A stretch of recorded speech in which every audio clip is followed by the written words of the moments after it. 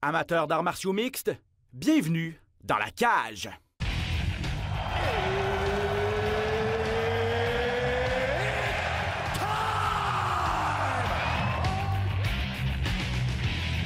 Introducing first, Benoît Baudouin, RDS Info à Las Vegas. and now introducing his opponent. C'est terminé! Victoire de Patrick Côté! Merci beaucoup tout le monde au Québec.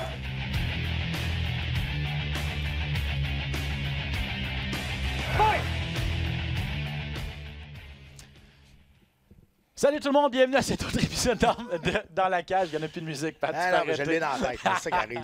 Ça va, ça nous met dedans avant de commencer Yes. l'émission. Un gros show aujourd'hui, encore une fois. Pour vous, on revient sur l'UFC Boston la semaine passée. Dominique Reyes qui a fait un statement, qui a envoyé un message à toute la division des mi-lourds contre Chris Weidman. Ah, j'espère que Weidman a eu le message aussi. On va en Weidman a eu le parler, là, message. j'espère. John Jones a peut-être reçu un message aussi. On va en reparler. Yair Rodriguez contre Jeremy Stevens. On n'a pas été déçus de ce combat-là. Bref, Non. on va y revenir. L'UFC qui est en Asie cette fin de semaine du côté de Singapour. Damien Maia contre Ben Askren. On va parler de ce combat-là, mettre la table. Également un gros Bellator en fin de semaine avec Rory McDonald en finale, en vedette contre Douglas Lima. La revanche. La grande finale de ce tournoi des mi-moyens, c'est cette fin de semaine du côté du Connecticut. Bref, beaucoup de sujets pour vous aujourd'hui. Mais à tout seigneur, tout honneur, notre gros sujet du jour, c'est un Québécois qui sait finalement quand il remontera dans la cage de l'UFC. Pat, on l'attendait depuis un certain temps. Il nous avait un petit peu teasé. Là. Ben oui, lui, ça fait longtemps qu'il le sait. là. Ça fait longtemps qu'il le sait. Je parle bien sûr de Charles Jourdain, qu'on retrouve via la magie de FaceTime. Comment vas-tu, mon Charles? Ça va bien, vous autres? Très bien, merci. Merci beaucoup d'être là.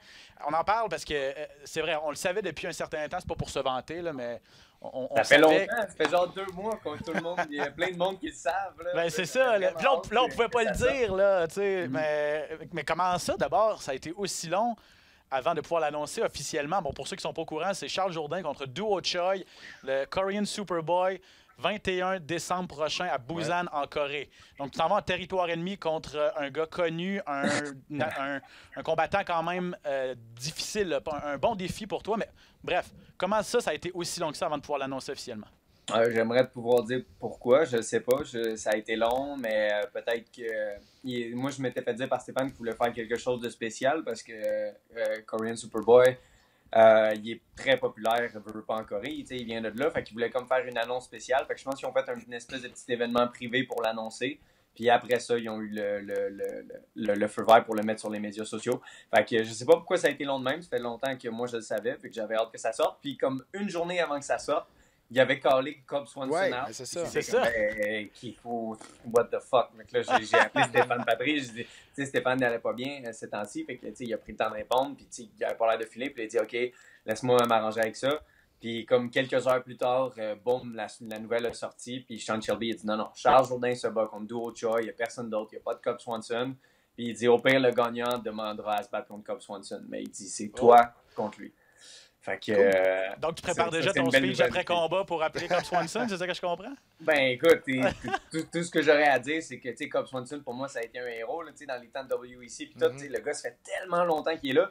Puis, il y a un slogan en anglais qui dit You have to work until your heroes become your rivals. Tu dois travailler jusqu'à temps que tes héros deviennent tes rivaux. Fait que, si je peux me battre contre Cub Swanson, ça va juste me propulser. Il y a plein de gars super intéressants dans les featherweight. Mais il y a des gars comme, mettons, Shane Burgos, Calvin Kattar, il y a aussi comme Zabit. Il y a plein de gars qui sont super dangereux, mais qui sont pas nécessairement genre dans le gros lot parce qu'ils se battent pas contre des gars populaires, si on veut. Shane Burgos, il a battu Cub Swanson à UFC Ottawa. Puis ça a passé under the radar, là, tout le monde s'en est foutu, puis c'est un peu plate pour ces gars-là. Mais si je peux me battre contre des gars comme Swanson, Korean Superboy, des noms comme ça, mais je pense que c'est la meilleure voie pour te faire connaître à travers le monde puis pouvoir donner des combats spectaculaires. Tu parlais justement de la division des featherweight, des poids plumes, là, comment c'est satisfaisant de retourner à ton poids naturel, naturel en guillemets, mais le poids que tu t'es battu comme tel. Parce qu'on sait à tes débuts dans l'ensemble de l'UFC, tu as fait une bonne performance, mais tu as affronté un gars qui était beaucoup plus gros physiquement que toi. Tu as accepté le combat un peu à la dernière minute dans une division qui était au-dessus de la tienne à 155 livres. Je pense que ça a fait un peu la différence dans le combat aussi, lorsqu'il était sur le dessus, quand il réussit à aller au corps à corps. Ouais. C'est sûr que pour toi, ta carrière, c'était à 55 livres. Et là, finalement, tu as un plateau d'or devant toi face à Korean Zombie qui va te donner, je pense, le combat que toi, tu veux te battre pour. Oui, exactement. Tu sais, ça faisait 2 combats que je faisais à 155. Puis juste quand je me suis pesé, puis j'ai vu Jesse Ronson, que je me suis pas battu contre, puis j'ai vu Damien Lapillus, comment les gars étaient gros. J'étais comme, non, c'est plus jamais 155 livres. C'est comme à TSN, Ebron, un des reporters, il a dit Charles est plus proche d'un 135 qu'il est proche d'un 155. Là. Fait qu'il dit qu'il n'y avait pas d'affaire là, mais il l'a fait, fait que respect à lui. Fait que, tu sais, je l'ai fait, j'ai affronté un gros bonhomme. Ouais, mais en même temps, tu pouvais pas dire non en même temps. Non. T'avais le dos contre le mur, c'était est-ce que tu prends ta chance ou tu queen, puis on sait pas si ça va revenir. Ouais. Exactement. Fait que, tu sais, je pense que c'est pour ça aussi qu'ils m'ont donné un fight aussi excitant que Duo Choi, parce que non, ils me doivent rien parce que j'ai perdu ce combat-là, mais en même temps, parce que personne des 155 livres voulait affronter Desmond à Rochester, parce que Desmond, c'est un point fighter, il est quand même assez boring, puis il est dangereux, c'est une decision machine. Fait que personne des 155 voulait se battre contre lui, fait qu'il a fallu qu'il aille repêcher un 145 chez TKO, que lui était assez fou pour dire « Ok, je vais le faire », puis ce fou-là, ben, ça a l'air que c'était moi. Fait que là, l'UFC, leur façon de me remercier, entre guillemets, c'est de me donner un combat qui peut me donner l'exposure écoute, si je deviens pratiquement une star si je bats Duo Choi, parce que le sport il est énorme en Asie. En Corée, c'est énorme. L'aréna est grosse là-bas. Fait que, en plus de battre Duo Choi, que tout le monde a hâte de voir, parce que tous ces combats, il y a tout le temps des Fight of the Night ou des Knockout of the Night. Ouais. Fait que je pense que c'est leur manière de dire merci de nous avoir rendu ce service-là. Maintenant, on t'offre ta vraie chance. Est-ce que tu aurais quand même préféré que ça arrive un petit peu plus tôt? Parce que c'était au mois de mai, là, si je ne me trompe pas, Desmond Green. Là, donc, c'est quand même une bonne pause pour toi. Oui, ben, tu sais, j'avais quand même aligné beaucoup de combats. J'avais fait Kevin Généreux, Alex Morgan, Damien Lapillus. C'était quand même des gros défis, des gros combats. Puis j'avais besoin d'un break. Ça a vraiment fait du bien. Puis ça m'a permis de réorienter, puis de me calmer un petit peu, puis de savoir... OK, là, t'es rendu à l'UFC, il faut que tu fasses des petits changements dans ton camp parce que tu peux pas continuer d'être... Parce que moi, j'arrête pas de me comparer à Jack Sparrow. Tu sais, Jack Sparrow dans Pirates des Caraïbes, il sait pas ce qu'il va faire, mais ça finit par marcher. Là. Mais c'est important d'avoir un plan, c'est important d'avoir une structure. Puis faut que j'arrête faut que j'enlève mon chapeau de pirate, là, puis mettre mon casque de guerrier. Là. T'as 23 ans, si je me trompe pas. T'as 23 ans là, présentement. 24, yes. 23. Et c'est sûr, on t'a donné quand même des combattants qui étaient établis. Et là, une superstar à l'UFC à ton prochain combat, et Desmond Green et Duo Choi. Est-ce que tu sens que ça va peut-être trop vite au niveau, avec ton âge, tu rentres dans l'organisation de l'UFC, tu affrontes des gros noms tout de suite qui ont beaucoup plus d'expérience que toi dans l'organisation de l'UFC, des gars qui ont gagné les combats de l'année en 2016, Desmond Green qui a un palmarès de lutte assez incroyable. Est-ce que... C'est sûr que tu ne vas jamais refuser un combat contre Duo Choi, mais est-ce que tu prends conscience d'être capable de te modeler ou de te bâtir comme il faut vu que tu es très, très jeune? Moi, je pense que, tu sais, comme à TKO, ce qui a fait ma marque, c'est que je prenais des risques, puis je prenais tout le temps des combats que les gens disaient « Hey, c'est pas une bonne idée, ça. Tu devrais pas te battre, mettons, contre Mike Say, il est plus gros que toi. Tu devrais pas te battre contre Kevin Généreux, il est plus gros que toi, il cogne tout le monde. Tu sais, en plus, Kevin Généreux avait gagné contre Jérémy Caponi, fait que les gens disaient « Hey, fais pas ça, c'est pas une bonne idée. » Puis, tu sais, à chaque fois qu'une personne, tu sais, ou juste quand j'ai demandé de me battre contre Will Romero, juste après, tout le monde me disait pourquoi tu as fait ça? Pourquoi tu voudrais te battre contre Will Romero? Il y a eu une sale guerre avec Dimitri Wardenberg. Pourquoi tu fais ça? Puis c'est juste, ça rend ça excitant. Puis j'aime mieux le vivre à fond. Puis tu sais, à l'UFC, que je me batte justement contre, mettons, un Shane Burgos qui est beaucoup moins populaire que Duo Choi, ça va être le même défi, ça va être même... Ça pourrait être quasiment plus difficile que Duo Choi. Fait que tu sais, j'aime mieux me battre contre des gars qui ont déjà un nom établi parce que je peux me servir du fait qu'ils sont quand même très populaires pour me booster moi-même. Fait que, tu sais, veux pas... juste un exemple, Conor McGregor, tu sais, il prenait tout le temps des noms des gars qui étaient là depuis un bout, tu sais, mettons Diego Brandao, Dustin Poirier, tu sais, il n'est pas allé chercher des new guys, il a pogné des gars qui étaient quand même très populaires, puis ça l'a aidé à build son brand, puis après ça, il a pu se servir de ça pour créer la personne qui est aujourd'hui. Est-ce que tu as l'impression que le style aussi va te permettre style make fights, là, comme on dit? Oui, exactement. Le style de Duo Choi, on l'a vu notamment contre Swanson en 2016, c'était une véritable guerre debout. sais que ce gars-là va pas nécessairement vouloir aller au sol, il va vouloir donner un spectacle, surtout devant ses partisans. Puis tu sais qu'il va pas reculer non plus. Il a pas reculé devant Swanson, puis il a pas reculé devant Stevens. Je pense que ça a du potentiel de donner tout un show quand même. Là. Ça doit être motivant aussi pour toi. Ben écoute, j'ai juste l'image de moi qui dépose 50 000 US de bonus de Fight of the Night dans ma compte. Là. Ça m'est jamais arrivé d'avoir des bonus de même. T'sais, à TKO, les bonus, c'était 500 $, mais là, tu rajoutes une coupe de zéro et tu les mets en US. C'est sûr que ça, c'est vraiment cool. T'sais, Pat, il y en a eu une coupe des bonus. Ah, c'est le fun. C'est le fun. Colin, c'est quasiment le salaire d'une personne en une année là, quand tu transfères au Canada. Mais donc c'est vrai ça que puis je lisais là-dessus en plus, c'est drôle parce que je disais là-dessus hier que l'UFC paye les salaires à l'UFC, plusieurs personnes chialent là-dessus, mais les combattants apprécient vraiment beaucoup les bonnies, puis c'est des bonnies importants, puis les gars les visent ces bonnies-là. Donc toi tu rentres là en disant je vise pas juste la victoire, je vise le 50 000 $ aussi. Donc c'est vrai cette mentalité-là? Ouais, ben il faut parce que tu sais, en ce moment, tu sais, je suis dans la plus grosse organisation du monde, puis tu sais, la dernière fois j'ai perdu mon combat, mais quand tu perds ton combat, il n'y a pas juste une défaite sur ta fiche, c'est la moitié de ta bourse, puis tu sais, la moitié de ma bourse, ça fait mal, là, tu sais, quand... J'étais bien payé au Québec avec les sponsors, tu sais, avec mes sponsors au Québec, mon dernier combat, j'ai fait autant que ce que j'ai fait à l'UFC, puis c'est comme, OK, il y a de quoi qui marche pas. Fait que, tu sais, c'est sûr qu'il faut que tu quand j'ai perdu, la première chose que je me suis dit, c'est OK, je viens de perdre non seulement un combat, mais je viens de perdre la moitié de l'argent que j'aurais pu faire, puis j'aurais pu enfin. Tu sais, j'avais mes plans, puis tout, puis tu sais, tes plans tombent à l'eau. Fait que tu sais, c'est dur sur le moral de savoir que tu as perdu la moitié de ce que tu pensais faire. Fait que l'argent, c'est important. Je fais pas ce sport-là pour l'argent, mais je suis pas plus cave qu'un autre. J'en ai besoin. Ouais, j'ai besoin de m'établir quelque chose. J'ai besoin d'avoir une meilleure auto. Tu sais, je roule dans mon Kia 2009, puis le monde, hey, c'est Charles Jourdain, puis je suis comme, hey, salut, oui, c'est moi. Tu sais, juste la dernière fois, j'étais au Sportec, il y avait un homme qui me dit hey, j'ai entendu dire que t'as fait 100 000 à ton dernier combat. Fait que là, j'ai fait biper mon Kia. Je dis, hey man, check tes facts parce que t'es un peu loin de ça. Mais parle-moi-en donc un peu de ton plan. Là. C'est quoi votre stratégie face à Do Ho Choi? Tu parlais maintenant qu'il faut que tu aies un plan. C'est ça que tu mentionnais tantôt. Tu es rendu dans une grosse organisation. Les combattants, c'est sûr que le niveau a vraiment augmenté. Donc, c'est quoi ta nouvelle approche là, avec un plan et surtout de préparer face à Do Ho Choi qui est un tough là, qui va rester devant toi comme que Ben il disait. Il est sur 2 défaites consécutives, cependant, il est affaibli. Là. Il est prêt là, à s'en faire passer un autre là, avec un gros KO face à Jeremy Stephens. C'est quoi ton plan? C'est quoi votre stratégie? C'est des angles, puis c'est pas rester linéaire. J'ai une mauvaise habitude dans mes combats de rester en avant, puis j'attends que les personnes me frappent, puis après ça, je peux frapper par-dessus. Mais là, c'est un autre niveau. Là. Alex Morgan, il avait une bonne droite, mais ça n'a aucun rapport avec celle de Do Ho Choi. Le Do Ho Choi, il est précis. Il utilise pas des frappes de boxe, il utilise plus des frappes de MMA. Il va mélanger comme un hook puis un uppercut pour aller au travers de ta garde. Fait que faut pas que je reste devant, faut que j'utilise le plus de mouvements possible, faut que j'attaque les jambes. La meilleure façon de tuer un boxeur, c'est d'attaquer ses jambes tout le temps, tout le temps. Kicker les avant-bras, c'est ce que j'ai fait avec Will Romero. Will Romero avait des mains très lourdes, j'arrêtais pas de kicker ses avant-bras. Fait qu'aussitôt que j'étais rendu dans une situation de clinch avec lui, il avait son bras droit, il était extrêmement faible parce que j'arrêtais pas de kicker dessus. Tu sais, les gens, ils pensent que quand on reçoit un tibia sur le bras, il l'a bloqué. Non, il l'a pas bloqué. C'est moi qui ai kické son bras volontairement, c'est très désagréable. Fait que, tu sais, c'est beaucoup de lancer des kicks, changer de niveau, comme tu m'as vu travailler tantôt avec Nathan. Ouais. Attaquer le corps, monter à la tête, attaquer en haut, descendre aux jambes, tu sais, flasher. Exactement. Faut pas que je reste une standing target devant lui.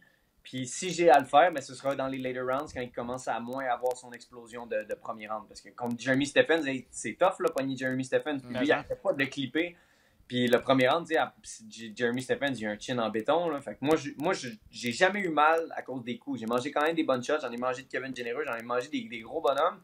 Jamais qu'ils m'ont fait mal, mais je veux pas tester mon menton. J'ai aucun... C'est idiot de faire ça, de se dire hey, je suis invincible, j'ai pas mal. Fait que je peux me permettre de manger des shots. Fait que... oups. Fait que c'est ça. Tu as dit que, Pat, c'est ça, vous êtes vu ce matin, là, ce que je comprends là, au gym, là, Pat, pour ceux qui ne le savent pas non plus, tu t'entraînes avec Fabio Aranda, qui a été longtemps le coach de Pat Côté et tout ça. Mastermind. Le mastermind. Comment ça se passe là-bas à BTT? Toujours content de ton choix, puis est-ce que tu sens que ton jeu au sol, notamment, s'améliore en étant là-bas? Écoute, première partie de la question, comment ça va là-bas? Pour moi, ça va extrêmement mal. Je me fais botter le cul à journée longue. OK? Mais si ça aide ma game, absolument. Tu sais, là, je suis comme... On met s'entraîne avec des méchantes machines là-bas, là. C'est ça. Ah non, les gars sont bons, là. Surtout Francis Gombi, là, s'ils viennent d'avoir sa ceinture noire, il est incroyable, là, sérieusement. Il pogne mon bac. Puis tu sais, ce qui est le fun, c'est que... En passant, on l'appelle Gombi, c'est pas son nom. C'est juste parce qu'il se plie en 10 puis il est incapable de rien faire. C'est juste pour ça. Ben c'est vraiment une machine de guerre. J'ai plein d'autres partenaires. Il y a Hugo. C'est plein de gars qui sont super bons, super stratégiques. Puis ce que j'aime, c'est que l'approche de Fabio est aussi une approche qui s'adapte très bien au MMA. De la half-guard, c'est Kimura Trap, les guillotines, tout. Ma power guillotine que j'ai faite contre Alex Morgan. Fabio, il a juste montré ça un petit shot. Il montrait comment squeezer puis tout. Puis je l'avais déjà fait cette guillotine-là. Mais c'était une autre variation. Puis j'ai juste senti la gorge à Alex juste... Ouais, c'était fini. Oui, genre sauter, puis j'étais comme wow. Puis c'était juste une petite affaire comment transférer mon poids un petit peu plus dedans. Fait que tu sais, ces guillotines sont incroyables, ces Kimura sont incroyables, puis ils s'adaptent pour le MMA. Fait que qu'est-ce que je veux de plus? Quand je suis sur mon dos, je peux faire des finishes, mais là, quand j'étais avec une autre école, ben, j'aimais beaucoup plus être sur mon dos puis attaquer des triangles, des hambars. Mais quand tu es sur ton dos, les juges, ils te voient perdant. Fait que c'est non, ça. Fait que quand je suis sur mon dos, get up. Fait que maintenant, mes soumissions sont beaucoup plus des soumissions agressives, des soumissions du top, ou des guillotines pour les gars qui essaient de me wrestle énormément. Fait que maintenant, mon jiu-jitsu, c'est pas juste un jiu-jitsu, j'accepte d'être sur mon dos. Non, c'est un aggressive jiu-jitsu. Puis comme Fabio vient me dire, c'est que la meilleure défense, c'est l'offense. Plus j'ai une bonne offense, moins les gars veulent me shooter. Fait que j'adore comment il m'enseigne, puis c'est le mastermind pour une raison. Parle-moi donc un peu de ton deuxième combat dans l'organisation, la pression qui va être différente, la grosse machine, parce que tu en as déjà parlé un petit peu, là, tu pensais être bien t'adapter rapidement, tu t'es adapté super bien, mais la grosse machine, quand même, c'est une grosse chose quand tu rentres avec l'organisation de l'UFC. Puis il y a beaucoup de choses que tu n'as jamais vues de ta vie. Il y a des choses qu'il faut faire pour les médias. Tu as beaucoup de plus d'obligations. Beaucoup de logistique. C'est sûr qu'à ton deuxième combat, tu vas l'avoir déjà vu ça. À quel point tu penses que ça va te calmer mentalement, ça?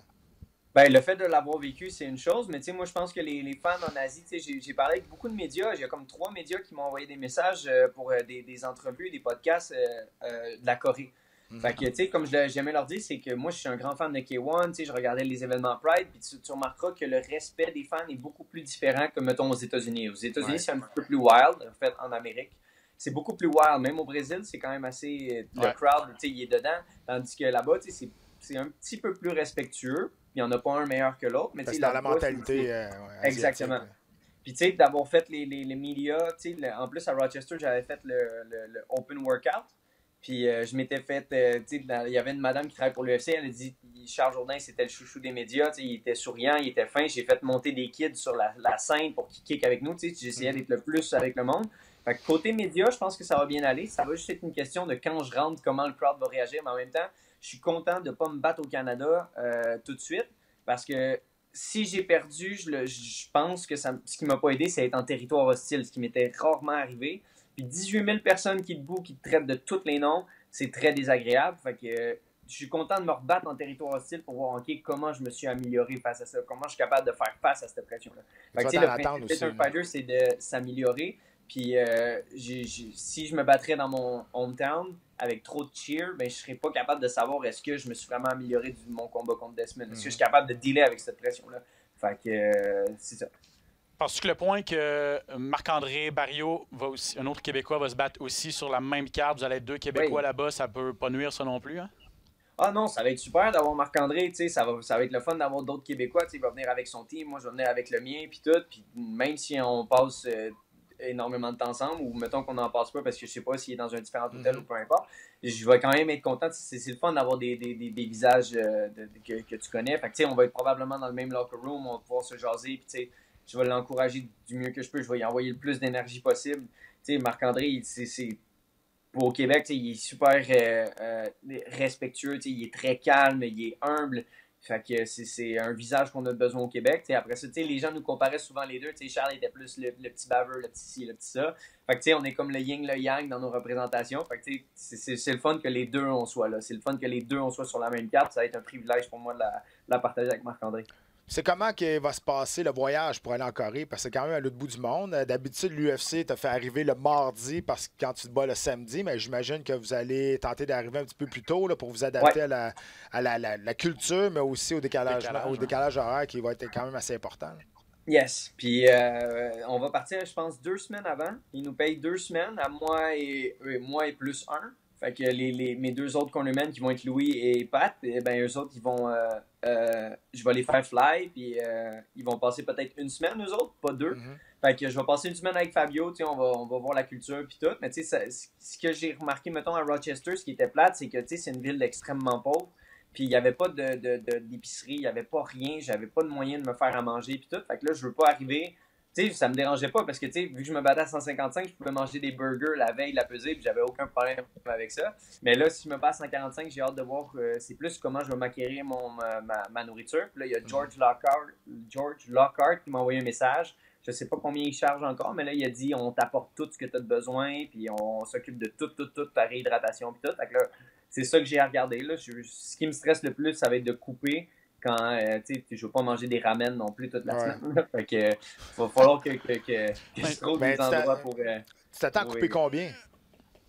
Ah, pas beaucoup, mettons 10 livres. 8 dans ce coin-là. J'aime ça me garder ligne, je veux pas être trop gros. Tu sais, mettons, quand ils m'ont appelé pour me battre à Rochester à 155, je suis embarqué à pesée, je faisais 152. Là. J'étais comme OK.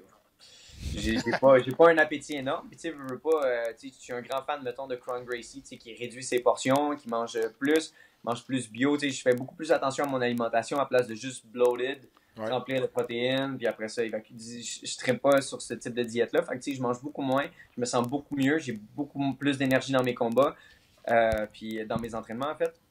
Fait que je vais garder ce type-là. Fait que je sais pas, peut-être qu'un jour je vais descendre à 135, mais j'ai pas envie. Les 135 livres, ils ont trop d'énergie pour moi. Là. Fait que, c'est ça qu'Aaron de TSN disait. Il disait quand vous allez voir Charles à 145 livres, qui est son poids naturel, mais vous allez voir, il est plus proche d'un 135 que d'un 155. Puis c'est vrai, à 135, à 145, tu coupes pas beaucoup de poids. C'est pas la fin du monde pour toi. Là.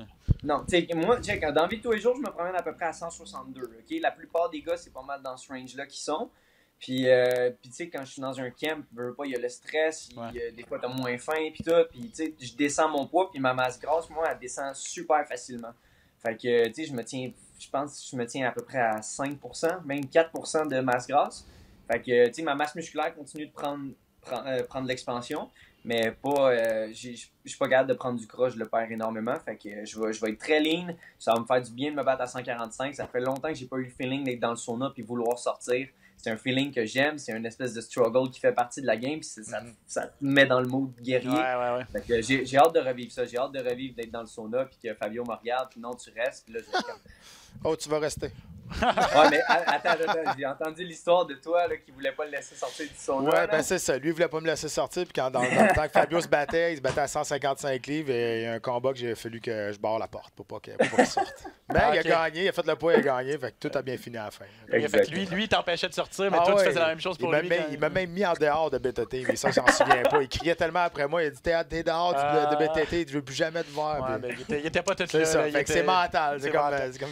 Avant de te laisser partir, Charles, tu parlais de te battre au Canada. Il y a eu quelques rumeurs. On sait qu'il y a eu 2 cartes cet été au Canada, Edmonton, puis mois de septembre, Vancouver. Tu avais même dit à un moment donné, Vancouver, ça me tenterait, mois de septembre, je serais prêt à revenir.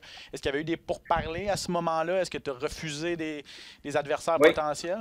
Oui, j'ai refusé un combat contre un autre Canadien il a eu une belle victoire à Mexico, mais je regardais souvent son résumé, puis j'étais comme, il n'est pas très intéressant. Puis comme je dis, j'aime ça me battre contre des gars qui ont déjà des noms, parce que c'est mieux pour moi, pas à long terme. Puis là, tu sais, c'était comme dans 3 semaines Vancouver, puis là, il dit, est-ce que c'est Kyle Nelson? Tu sais, il a eu une belle victoire à Mexico, il s'est battu par contre contre un gars, je pense qu'il y avait deux KO d'affilée, fait qu'ils ont comme donné ça en voulant dire, parce que lui, c'était sa 3e chance. Ouais. Tu veux pas l'UFC, après ta 3e, c'est 3 strikes, you're out. Fait que c'est comme, ils ont comme voulu donner quelqu'un, là, ça passe ou ça casse, fait que ça a passé, il a réussi à knocker le gars. Fait que tant mieux pour lui, mais je trouve que c'était pas un nom assez intéressant. Puis se battre contre un autre Canadien sur une carte de Vancouver, la carte, le main event, ok, il était cool, mais c'est pas quelque chose que les gens allaient tune in. Tandis que par contre, à Busan, là, ça va être intéressant. Là, je vais avoir l'exposure que, entre guillemets, je mérite, mais je vais juste la mériter si je donne une belle performance. Fait que je suis content qu'il m'ait donné cette chance-là. Mais d'un autre côté, c'est un couteau à 2 tranchants parce que Duo Choi est probablement plus dangereux que Kyle Nelson. Puis c'est là. Tu veux pas parler de ça, mais si tu perds, tu vas être rendu à ta 2e prise ou à ta 2e strike. Il faut aussi faire attention. Oui, absolument, mais tu sais, c'est mieux. Tu sais, mettons une défaite contre Kyle Nelson, c'est beaucoup plus crève-cœur qu'une défaite contre Duo Choi. Pas que je m'en vais avec une probablement, mentalité de défaite, mais tu sais, Non. mettons, Puis, tu sais, là, rendu à que ce c'est un- niveau-là aussi, tout le monde est bon. Là. Ouais. Tu sais, je veux dire, à un moment Ouais, donné, exactement. il n'y en a pas de jambon à l'UFC. Bon, peut-être Non, à part Greg exact. Hardy, là, mais à part Greg Hardy, il n'y en a pas de jambon à l'UFC. Tu comprends? Fait que, tu sais, surtout Ouais. dans cette catégorie de poids-là, à 145 livres, tu peux pas. Je comprends sa mentalité, puis je la respecte, puis sérieusement, c'est une très bonne mentalité parce que. Entre les deux, tu vas toujours aller chercher celui qui va t'amener plus de lumière sur toi pas de parce big. que Ouais. peu importe, c'est tellement dangereux les gants de 4 onces. Puis quand le combat commence, ça va être 1 million contre 1 sur papier, ça devient 50-50. Donc pourquoi pas exactement. avoir cette mentalité-là qui, à mon avis, là, qui est une très bonne mentalité pour elle. Ouais. Charles, merci beaucoup de ton Merci temps. à Très, vous. très, très intéressant. On te souhaite bonne chance. Bon camp d'entraînement, c'est dans 2 mois environ. C'est le Yes. 21 décembre, donc Yes. ça va venir quand même assez vite. Et peut-être préciser aux gens qu'on ne sait pas encore si ça va être présenté sur les ondes de RDS parce que les combats en Asie, en Europe ne On sont a pas fait la présentés demande. On à a fait la RDS. Mais la demande. demande, c'est ça. La demande a été faite étant donné qu'on a 2 Québécois sur la carte. Là. On vous tient au courant dès qu'on a des nouvelles à ce niveau-là. Charles, merci encore pour ton temps. Mais, Bon camp, bon ouais. combat. Où est-ce qu'on peut te rejoindre? Là? Où est-ce qu'on peut te suivre? Là? Parce que si on veut te suivre l'évolution de ton Ouais. camp d'entraînement pour le combat. Sur mes médias sociaux, puis Ouais. je vais partir une chaîne YouTube où je vais pouvoir mettre le plus de contenu possible pour que les gens puissent me voir. Je vais le faire en français, puis tu sais, quand tu le fais en français, c'est un risque. Pourquoi? Parce que si tu parles pas anglais, il y a moins de monde qui vont te regarder. Ouais. Fait que je vais le faire en français pour le Québec. Le MMA est rendu légal en France, fait que je vais continuer de rester Charles Jourdain, le petit Québécois. Je vais continuer de parler français, puis je vais pouvoir vous apporter du contenu à travers mes plateformes et mes médias sociaux. Donc, Charles Jourdain 1, numéro 1 pour Ouais. Instagram. Instagram. Donc, c'est là qu'on voit beaucoup de stock. Et suivez ça sur YouTube également dans les prochains jours. Charles, merci encore. Merci À bientôt, beaucoup. mon ami. Ciao. Duo Choi, c'est ça. Duo Choi, pas un client facile pour Charles Jourdain. On le disait, chez lui, en Corée du Sud, en territoire ennemi. Mais c'est ça. Duo Choi, peut-être expliquer, là, parce que ça fait longtemps qu'on ne l'a pas vu. Décembre 2016 contre Cobb Swanson, le combat de l'année 2016, ça se passait à Toronto. Vraiment incroyable. Il a passé pratiquement 2 ans. Un peu plus de 2 ans sur les lignes de côté pour se remettre de cette guerre-là, à affronter à son dernier combat Jeremy Stevens. Donc lui, tu sais, c'en est un qui en a eu du millage, puis qui en a, à ses derniers combats, qui a été testé. Défaite par KO au 2e round contre Stevens en janvier 2018. Donc ça va faire presque 2 ans là, qu'il ne s'est pas battu. Là. Presque 1 an. 2018, 2019.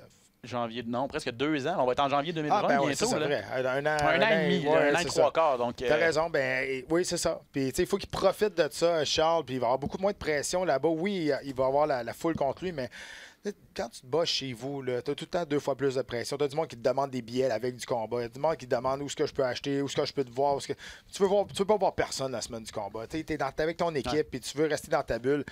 Ça va à l'autre bout du monde. S'il peut pas être dans sa bulle-là, ben, il va y avoir un problème. Donc, je parle. Puis ça, j'expliquais. Au début, quand on s'en est parlé, quand j'ai entendu ce combat-là, je me suis dit, peut-être business-wise, c'est peut-être pas intelligent de prendre ce combat-là, justement à cause que Charles a 23 ans. Moi, je l'aurais vu peut-être plus se faire prendre son temps, se bâtir autour de ça, mais ça n'a jamais été le style de Charles, même dans l'organisation de TKO. Très bien. Et on comprend sa mentalité de peu importe, tout le monde est dangereux là-dedans, donc pourquoi pas y aller avec celui qui va me donner plus d'exposure. Charles C'est comprenable. expliquait très bien sa vision. Ouais. Peut-être expliquer aussi que, à ce qu'on en comprend, là, vous savez qu'en Corée du Sud, il y a un service militaire obligatoire. De 2 ans. Korean Zombie l'a fait. Il a été absent pendant 2 ans et est revenu finalement il y a quelques années. Duo Choi, il est en train de le faire, à ce qu'on comprend, ou en tout cas, Il est à la porte. est à la porte de son service militaire. Là, ça fait en sorte qu'il ne peut pas quitter le pays, par contre. Il peut se battre à l'UFC, mais il ne peut pas quitter le pays. Et là, éventuellement, quand il va rentrer vraiment dans son service militaire, probablement qu'il ne pourra même pas se battre, même à la maison. Là, Non, mais on va le perdre pendant 2 ans. on va le perdre pendant 2 ans, là, mais Charles a quand même bien fait de sauter sur cette occasion-là. Quand on te propose un nom comme Duo Choi, Ben ouais. tu sautes dessus. Donc, le 21 décembre, retenez la date, 21 décembre, l'UFC Busan. C'est une carte qui est en finale, ça va être Ortega contre Korean Zombie. Ouais. Donc, voilà pour ce sujet. Merci beaucoup à Charles. On va revenir, le temps file. On n'aura pas le temps de rentrer trop dans les détails, mais il faut revenir sur l'UFC Boston, Pat, parce que Dominique Reyes a envoyé tout un message cette fin de semaine. C'était même pas proche. KO premier round contre Chris Weidman, qui faisait, lui, ses débuts à 205 livres. Donc, Dominic Reyes poursuit sur sa lancée. Chris Weidman, lui, un autre KO à sa fiche, en fait quelques-uns. 5e KO à ses 6 derniers combats, à ses 6 dernières défaites, dans le fond. Il y a vraiment un problème. Là, il faut s'asseoir, Weidman, pour savoir qu'est-ce qu'on fait. Là. Parce que là, il n'est plus capable de manger un coup. Non, Puis là, il le sait. Là, il n'est plus capable d'absorber. Il est plus capable... Puis là, il a monté de catégorie à 205 livres où ça frappe, en théorie, plus fort en plus qu'à 185 livres. Donc, puis là, il y avait Challenge John Jones même avant ce combat-là. Donc, il se voyait complètement ailleurs. Sauf que là, il y a peut-être un examen de conscience à se faire avec lui, avec son équipe, avec Ray Longo, Matt Serra, pour peut-être tirer à la plug là, avant que ça devienne trop dangereux. Là, parce qu'il s'est fait knocker là, solidement là, dans les 5 derniers combats. Puis, écoute, c'est ça le gros problème là, présentement. Il faut que le monde soit honnête autour de lui. Donc, lui dire, OK, regarde, tu as une belle carrière, tu as été champion, tu as défendu ton titre à 2 reprises ou 3 reprises, mais écoute, là, ça se peut plus. Là. Puis à cause qu'on t'aime, à cause qu'on care à propos de toi, ben, on va te le dire. C'est le temps de t'en aller. Et pour Dominic Reyes, c'est 12-0 maintenant. À l'UFC, c'est 6-0. Là, je vais regarder les classements. Il était, si je ne m'abuse, dans le top 5 déjà. Ouais, ben là, il y a Gustafsson, tu as Daniel Cormier qui est en avant de lui. Je pense que ça n'a pas été encore mis à jour, mais il était 4e. Mais tu sais, c'est ça. Tu as Cormier, Thiago Santos et puis Anthony Smith là, qui sont devant lui. Les trois ont perdu contre John Jones. Probablement que Reyes est le prochain sur la liste. Exact. Là. Puis Daniel Cormier a mentionné en entrevue, je trouve ça bien intéressant. Il dit, à cause du size, à cause de comment il est fait physiquement, Reyes, qui pourrait poser vraiment un gros problème à Jones, qui, dans ses derniers combats, semblait être là juste à cause de son nom. Ça n'a pas l'air d'être tenté tant que ça. Donc, pour Reyes, s'il est capable de... Moi, je pensais qu'Anthony Smith, il aurait donné un bien meilleur combat que ça à Jones. Mais le premier coup qu'il a reçu, Smith s'est assis sur ses talons puis il n'a plus rien fait. Donc, on dirait que Smith était juste content d'être dans le même cage, d'avoir sa chance au titre d'être dans le même cage que John Jones. Mais il a pas poussé la machine. Reyes doit mettre de la pression, doit attendre. Il est très bon en contre-attaque aussi. Donc, écoute, il ne faut pas qu'il se laisse intimider, mais je pense que de moins en moins, John Jones peut-être intimide la nouvelle génération. Parce que là, c'est la tête à aller chercher. Oui, c'est ça. Puis ils l'ont vu depuis si longtemps. C'est ça, des gars comme Dominic Reyes et Johnny Walker, entre autres, qu'on va voir lui au mois de novembre. Ça va être les prochains gros défis. Donc, à suivre. Tout porte à croire que ce sera le prochain défi de John Jones, Dominic Reyes. Bien hâte de voir parce qu'effectivement, Reyes est tellement impressionnant depuis son arrivée à l'UFC. C'est 3 KO, une soumission, 2 décisions. Ozdemir lui avait donné un bon combat. Là. Ça avait été une décision partagée. Mais toujours pas de défaite à l'affiche de Dominic Reyes. Yair Rodriguez en demi-finale contre Jeremy Stephens, c'est une revanche. On a fait un combat qui n'avait jamais vraiment eu lieu il y a un mois à Mexico. 3 semaines, ça avait duré 15 secondes, doigt dans l'œil. Et là, depuis ce temps-là, l'animosité était vraiment au rendez-vous entre ces deux gars-là. Puis ils nous ont donné une guerre. C'était vraiment, vraiment un bon combat. Puis Stephens, il a failli. Il est passé à ça, là, de se faire passer le KO au 2e round. Christy, il n'est pas tuable. Il n'est pas tuable. On parlait de menton d'acier là, tantôt là, de Jimmy Stephens. C'est incroyable comment ce gars est capable de prendre du dommage et de revenir en force. Il a gagné le 3e round. Là. Oui, facilement. Je ne sais pas si tu t'en souviens, mais le premier combat, c'était supposé être un 5 rounds. Puis là, c'était un 3 rounds. C'est ça. Si ça avait été à 5 rounds, là, Jimmy Stephens gagnait ce combat-là. Je suis sûr. Rodriguez, il ne restait plus rien dans le corps. Pas en tout. Il s'est brûlé complètement au 2e round en essayant de le finir, mais pas en prenant son temps. Il frappait n'importe comment à un moment donné, puis il pensait qu'il allait le pogner. Puis l'arbitre allait sauver Stephens, mais l'arbitre est assez connaisseur de son sport pour savoir que c'est Jeremy Stephens. Il est capable d'en prendre. Ça, c'était je ne sais pas qui était l'arbitre de ce combat-là, mais ça, c'est. On chiale souvent sur les arbitres. Là. Quand on parle des officiels, c'est pour dire qu'ils ont commis une erreur, ils ont arrêté le combat trop tôt ou trop tard. Dans ce cas-ci, là, A1, puis dans la carte en général, les arbitres ont vraiment fait une bonne job, à part peut-être l'histoire de Greg Hardy, mais c'était pas vraiment de la faute à l'arbitre non plus, c'était plus la commission. C'est de la faute à tout le monde. C'est de la faute à tout le monde. Mais bref, dans ce combat-là, tu as raison, il faut lever notre chapeau à l'officiel qui a été assez brillant pour voir ce qui se passait, puis à connaître les combattants, dire OK, ben ce gars-là. Il voyait bien là, que Rodriguez ne touchait rien. Là. Il passait dans le vide, il frappait les bras. Donc, tu sais, quand l'arbitre a de l'expérience, puis il est calme, puis il regarde ce qui se passe, même si les deux sont en train de se frapper, mais s'il n'y en a pas un qui se touche, ben t'as pas d'affaire à aller intervenir. Là. Ben, c'est exactement ça qui est arrivé. Au final, c'est Yair Rodriguez qui a quand même emporté ce combat-là par décision décision unanime, en fait, 2 rounds sur 3. Il avait gagné les 2 premiers, mais les 2 gars sont repartis avec un beau bonus de 50 000 $, bien mérité. Et là, il y a Rodriguez, lui, qui cogne à la porte. Peut-être le prochain pour le gagnant de Volkanovski contre Holloway, là, qui va avoir lieu au mois de décembre. Peut-être que ce sera dans les rangs Yair Rodriguez, le Mexicain, qui deviendra aspirant à cette ceinture-là. Oui, 100%. Greg Hardy, rapidement, ce qui s'est passé, c'est qu'il avait gagné son combat contre Ben Sosoli, un Australien qui faisait ses débuts à l'UFC. Et puis, sauf que entre le 2e et le 3e round, il a utilisé sa pompe pour l'asthme. Et puis, il avait demandé, son coin avait demandé à un commissaire, un superviseur. On parlait avec David Terrien. Tu parles dans la cage? Ouais, ça, c'est un inspecteur. Ça. Un inspecteur. Lui, il décide de rien. Là. Un inspecteur de la commission du Massachusetts, quand même. Une personne en position d'autorité, entre guillemets. Il lui a demandé est-ce que je peux utiliser ma pompe? Puis là, le commissaire a dit l'inspecteur a dit est-ce que les produits qui à l'intérieur sont approuvés par l'Agence mondiale antidopage ou l'Agence américaine antidopage? Il a dit oui, c'est correct, l'UFC est au courant que j'utilise ça. Donc, OK, je vois pas de problème que tu utilises ton Mais ça n'a pompe. jamais été approuvé, cette pompe-là. Jamais. Sa pompe, ce qui est arrivé, c'est que c'est ça. C'est que, évidemment, tu n'as pas le droit d'amener ta pompe pour l'asthme dans la cage. Tout ce que tu as amené, c'est...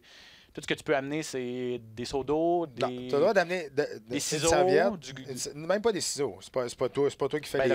Là, on est dans le coin, dans l'octogone. Oui, mais ça, c'est les cutmen. Les hommes de coin ont le droit à une chaudière, une serviette, de la glace puis de l'eau. C'est tout. De la vaseline. Puis, c'est le cutman aussi. C'est le cutman qui s'occupe de la vaseline. Tu as le droit d'avoir de l'adrénaline, par exemple. Je ne sais pas si maintenant, c'est les hommes de coin pour refermer les... C'est ça, pour donner une shot, pour refermer les coupures. Mais c'est différent dans chaque commission athlétique. Mais bottom line, là, de l'eau, de la glace, un seau et une serviette. C'est tout ce que tu as le droit d'avoir. Parce que la logique derrière tout ça, c'est que ça donne un avantage que ton adversaire n'a pas. Ben oui, mais on ne sait pas ce qu'il y a dans Bonbonne. On ne sait pas ce qu'il y a dans Bonbonne. Et puis, OK, j'ai de la misère à respirer, j'ai le souffle court, on va me prendre une petite shot. Tu sais, je veux dire, c'est peut-être pas grand-chose, mais l'autre, il n'y en a pas, là, lui, de Bonbonne pour l'asthme, pour se donner de l'oxygène. Là. C'est juste ça, la logique. Tu sais, des fois, on connaît un peu le passé de Greg Hardy, puis moi, je trouve ça incroyable qu'il se batte à l'UFC aujourd'hui, puis pour plein de raisons. Mais, tu sais, à un moment donné, tu dis, arrêtez de s'acharner sur le gars. Mais, le gars, il court après ça. C'est ta responsabilité de savoir le règlement puis de faire les choses comme il faut. Son coin. Dim Thomas, qui est son coach, qui est là depuis tellement longtemps, qui ne sache pas que tu n'as pas le droit d'amener ton... Tu sais, je l'écoutais en anglais, là, et puis Daniel Cormier, Dominic Cruz, il tombait des nues. Là. Il comprenait vraiment pas. Il était comme, mais voyons, j'ai jamais vu ça. Ah non, mais j'ai jamais vu. Puis là, il s'en prenait au coin. Là. Il disait, Dim Thomas, comment? Ça fait combien d'années que tu fais ça? Tu étais à l'UFC en tant que combattant, tu as fait tellement longtemps que tu es coach, puis tu sais pas encore, pour toutes ces années-là, que tu n'as pas le droit d'amener ton truc, ta pompe. Ah, mais tu donc, plusieurs personnes ont un blâme. L'inspecteur aurait dû dire non direct en partant. Bref, tout ça pour vous dire que Greg Hardy, maintenant, c'est devenu une nulle technique. Oui, exact. Un no contest. Puis un autre no contest, une disqualification. Puis tu parlais que son étoile a parlé. On faisait beaucoup de promotions sur lui dans les 2 premiers combats. Après ça, on l'a mis dans le milieu de la carte. Il était un petit peu moins beaucoup de promotions. Une chose que je comprends pas, moi, avec Greg Hardy, premièrement, on sait tout ce qui s'est passé de domestique, violence domestique, des choses comme ça. Ce qu'on fait présentement dans l'Ultimate Fighter, là, ils font des recherches sur le passé criminel des combattants avant de les amener dans la maison maintenant. Donc, tout ce qui est n'importe quoi au niveau de la violence domestique, eh bien ça, là, on les jette, puis on les prend pas. Mais pourquoi d'abord Greg Hardy, il se bat à l'UFC? Hein? Ça marche pas, là. C'est toujours 2 poids 2 mesures. Exact. Puis c'est un moron, là, on va se le dire. Là. Vous l'avez vu en entrevue. Là. Puis il n'est pas vraiment bon. Là. Non, il est pas bon. Puis c'est pas une lumière. Puis c'est pas une belle image pour le sport. Fait que ça, à un moment donné, puis je suis pas sûr que l'UFC, ils font pas de revenus avec ce gars-là. J'ai bien de la misère à croire qu'ils font du revenu avec ce gars-là. Peut-être un mauvais calcul de la part de l'organisation de Dana White de dire, bon, regardez, on va miser sur ce gars-là qui a été une vedette dans la NFL, un bon joueur dans la NFL. Oui. On va faire fi de ce qu'il a fait. En tout cas, bref, je ne suis pas sûr que l'investissement rapporte présentement parce que une autre bourde de Greg Hardy. On va finir l'UFC Boston sur Macy Barber qui, elle, il n'y a pas grand-chose à date qui peut l'arrêter. Non, puis surtout pas Jillian Robertson, la Canadienne. qui a pas... c'est Non, ça, pas d'affaire là, mais il n'y a pas d'affaire là. C'est juste parce que Barber a tellement un instinct. C'est parce qu'elle n'a pas réussi à l'amener au sol. Il aurait fallu que le combat se transporte au sol. Ça n'a pas été le cas, mais ça allait trop vite, trop fort. Trop fort. Puis si Barber est resté invaincue, elle a 21 ans seulement. C'est vraiment là, toute une prospect. C'est une future star dans cette catégorie de poids-là. Là, elle en veut. Contre, charismatique, mais elle en veut à Paige Van Zandt. Là, elle veut défoncer à la face. C'est ça qu'elle a dit. Là, je ne sais pas si ça va arriver. On ne sait même pas si elle va se rebattre. Puis je pense qu'elle essaie d'être agent libre en plus, là, Paige Van Zandt. Elle devrait peut-être aller retrouver son chum chez Bellator. Ouais, c'est ça. Sauf que Maycee Barber, elle a tellement un instinct, l'instinct du tueur, là, elle l'a. Là. Parce qu'aussitôt qu'elle a senti que son adversaire affaiblissait un peu, là, ça a été un ravage, là, pas à peu près. Un requin qui voit le sang là, de sa proie. Ça n'a pas été trop compliqué. Elle a un background en karaté. Spectaculaire au niveau debout, puis elle continue de travailler son jeu au sol. Elle s'entraîne avec Duke Roufus. Non, elle s'entraîne pas avec Duke Roufus. Elle s'entraîne en Floride avec Din Thomas, justement. C'est-tu? Non, c'est le contraire. Ouais, Jillian Robertson s'entraîne avec Din Thomas. Et elle, Maycee Barber, s'entraîne avec Duke Rufus à Milwaukee. Avec 21 les Pettis, ans, entre autres. 21 ans, puis elle s'exprime bien, elle parle bien. Elle n'est pas trop vulgaire dans ses trash talk ou dans ses challenges. Sérieux, elle a un beau futur, elle. Un jour, dans un avenir probablement plus tôt que tard, si elle continue de gagner, c'est Valentina Shevchenko qui l'attend à 125 livres. Et là, ça va être une autre paire de manches. Mais à 125 livres, honnêtement, on regarde ça là, froidement. J'ai pas les noms devant les yeux, mais vite comme ça, je vois pas personne qui peut battre Valentina Shevchenko. Mais si Barber, probablement qu'elle pourrait pas la battre aujourd'hui. Mais si tu lui donnes 2 ans encore ou 1 an et demi, 3 ou 4 autres combats de développement, ça pourrait être intéressant parce que les deux en combat debout auraient des styles qui pourraient faire des flamèches. Muay Thai contre karaté, ça pourrait être intéressant. Bon, ça, c'est sûr. Puis elle-même a dit, en entrevue, elle a dit « Je démolirais Li Chang et je dominerais Valentina Shevchenko. » Donc, elle n'a pas peur de personne. Pas trop de problème de confiance en elle, disons ça. Exact. Donc voilà pour l'UFC Boston, une très belle carte qui était présentée sur les ondes de RDS. L'UFC qui s'en va en Asie cette fin de semaine, Singapour, une carte qui est présentée en exclusivité sur Fight Pass, samedi matin, 8h. Parlons seulement de Ben Askren contre Demian Maia, un choc des styles. On envoie ce combat-là est un petit peu... on fait le marketing autour de ce combat-là en disant qui du lutteur ou du pro de Jiu-Jitsu va l'emporter, quel style va l'emporter. C'est toujours intéressant de voir ça, là, ce jeu d'échecs-là. Oui, exactement. À moins que Ben Askren réussisse à l'amener au sol puis qu'il stocke l'action puis que ça fasse un combat vraiment, vraiment plate. Malgré que le combat joue au sol sur le dos, mais à Maia extrêmement dangereux. Ça va te savoir qui va être capable de dominer dans son élément. Parce que Maia n'a pas une mauvaise lutte. C'est sûr que si tu compares celle de Ben Askren, c'est complètement différent. Mais il reste que si le combat va au sol, ben là, tu tombes dans le monde à Demian Maia. Malgré que sur le dessus, Ben Askren est très, très solide. Sur le dessus. Oui, mais debout, si tu mets Ben Askren les deux sur le dos, sont médiocres. Mais non, mais je pense même que Demian Maia est vraiment, vraiment meilleur que Ben Askren. Il s'est amélioré, c'est un gaucher, il s'est beaucoup amélioré avec sa boxe pour pouvoir justement rentrer aller chercher un single leg parce que lui, il travaille beaucoup de techniques single leg puis il va dans le dos. Je ne sais pas si il va oser ou tenter de l'amener le combat au sol, mais s'il réussit, là, vous allez voir là, un lutteur comme Ben Askren, puis c'est pas pour dénigrer les lutteurs, là, mais lorsque tu les mets sur le dos, que eux c'est comme si c'est du feu. Là. Tu veux pas aller sur le dos là, parce que tu te brûles. Les lutteurs ils veulent tomber toujours sur le ventre. Mais si tu es capable de les mettre sur le dos en mélangeant avec des frappes, souvent, là, ça ressemble à des tortues. Là. Ils sont pas capables de se tourner. Ils sont vraiment perdus. Mais si tu les mets sur le dessus, Ben Askren, attention, il est très, très solide. Donc, tu vois peut-être Ben Askren avoir le dessus dans ce combat-là. Justement parce que s'il est sur son dos, il va savoir quoi faire. S'il est sur le dessus, il va savoir quoi faire. Puis s'il est debout... s'il est sur son dos, il ne saura pas quoi faire. C'est ça que je te dis. Ben, je veux dire, Maia. Maia, oui. Donc, tu donnes l'avantage à Maia, c'est ça? Ben, je donne l'avantage. Est-ce qu'il va être capable de l'amener à terre? Je veux dire, c'est Ben Askren, on s'entend. Tu as bien beau l'aimer ou pas l'aimer, là, mais c'est quand même tout un lutteur. Là, donc, ça va être... Je sais pas. Peut-être qu'il va essayer de le boxer vraiment à distance. Ben Askren, c'est pas un gars qui shoot beaucoup. Il aime beaucoup commencer au corps à corps et après ça travailler ensuite.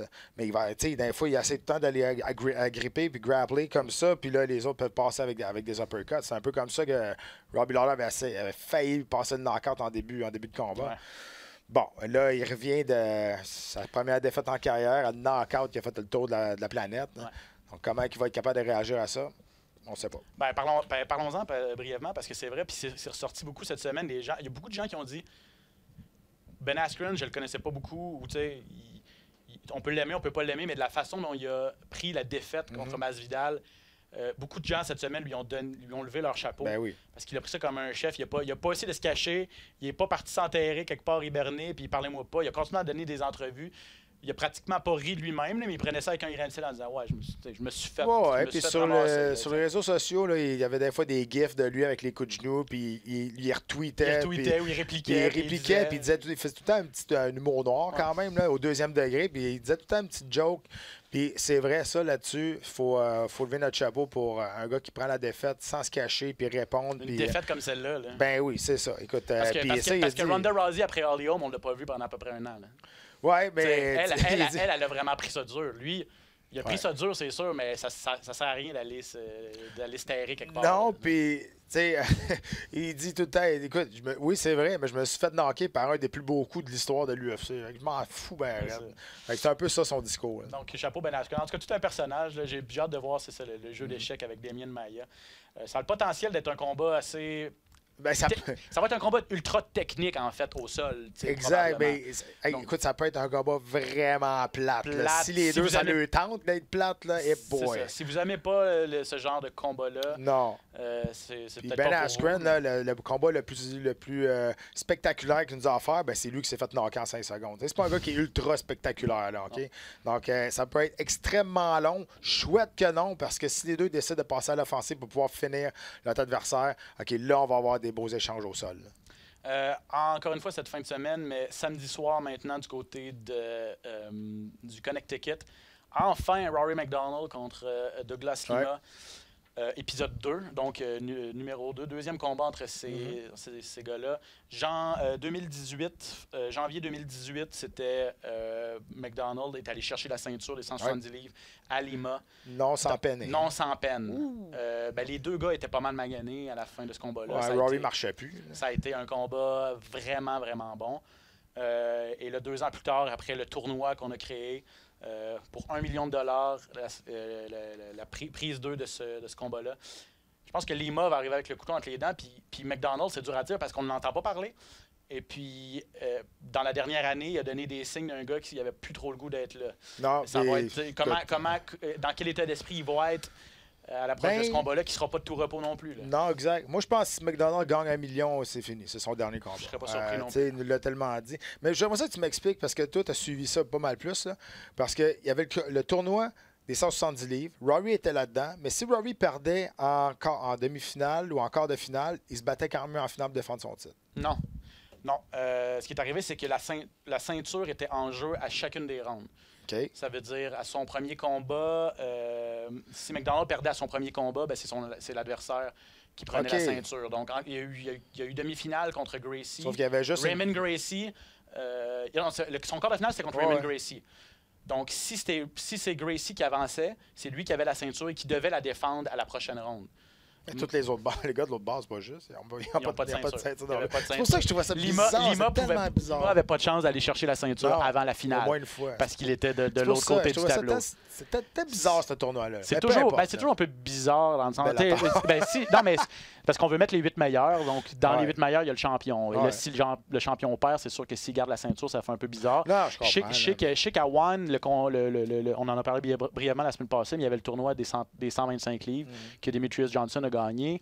Mais il n'y avait pas de ceinture nécessairement en jeu à chaque combat. Et le champion de One, qui était Moraes, le Brésilien, n'était pas dans le tournoi. Non, lui attendait, dans le fond, le gagnant du tournoi.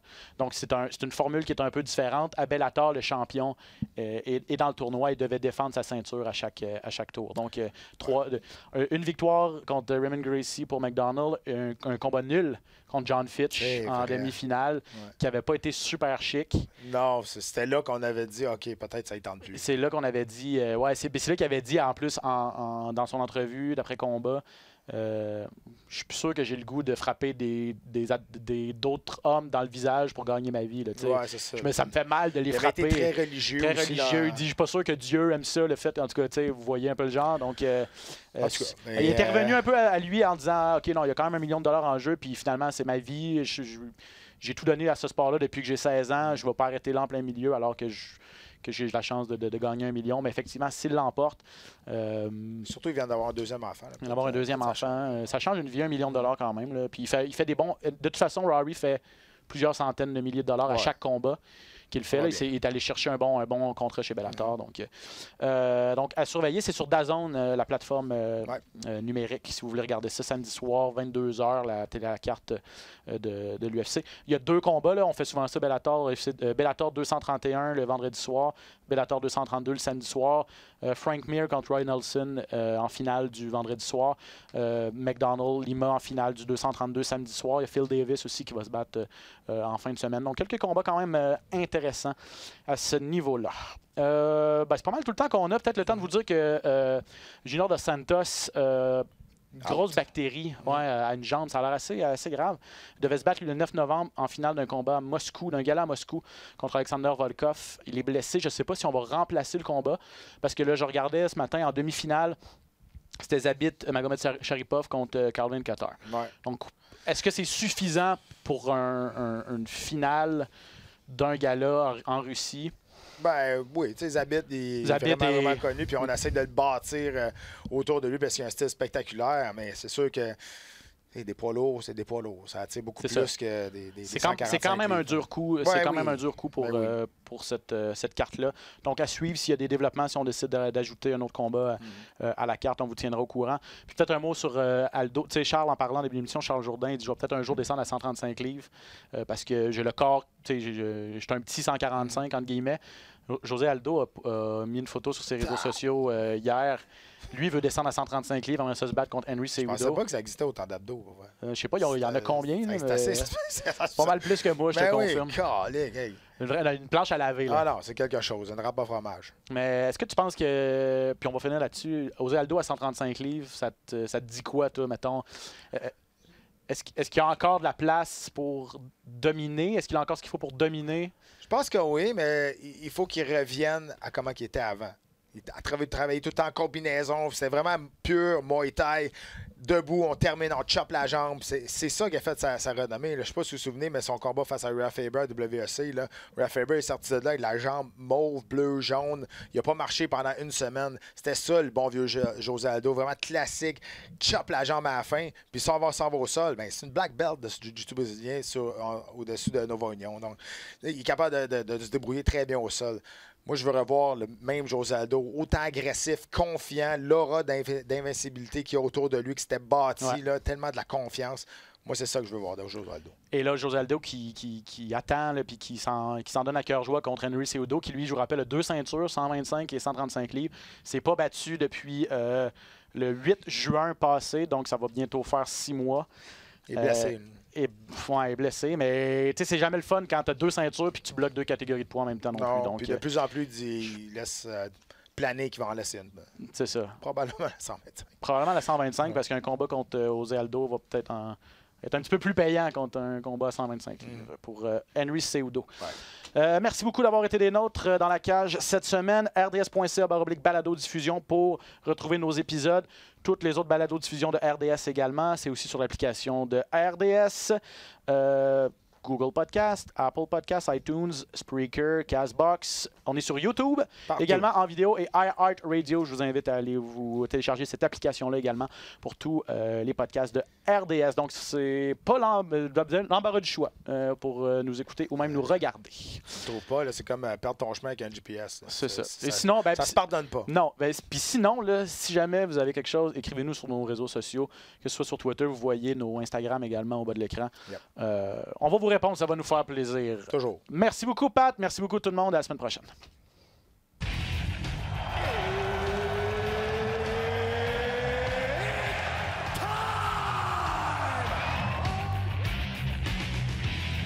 Introducing first.